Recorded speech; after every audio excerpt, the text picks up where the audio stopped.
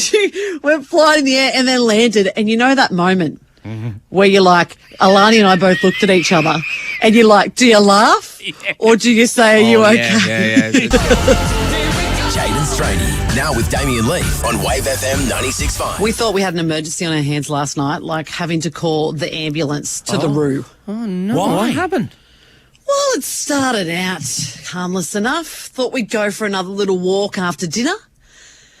Myself, Mumma Jude and Alani, let's go for a little stroll. We'll just, walk off our dinner. The little ones have gone to bed and it's just nice to get out. And I like it that the nights are warming up a little bit, but it's still quite nice and fresh. And you just feel great after you come back from a night walk.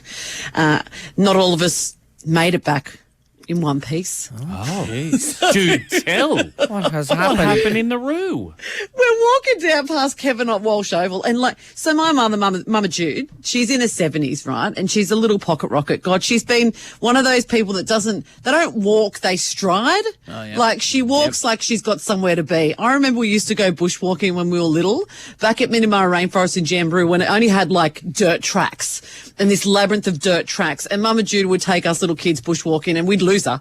We'd be calling out, "Cooey! Mom, where are you?" We thought maybe she was trying to lose us on purpose. Maybe Just to she go home was. for Maybe she was.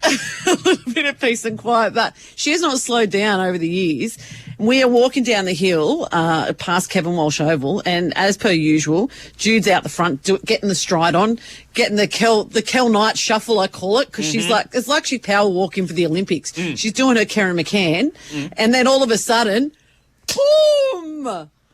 She hits the side of the pavement and she just goes flying. Oh, jeez.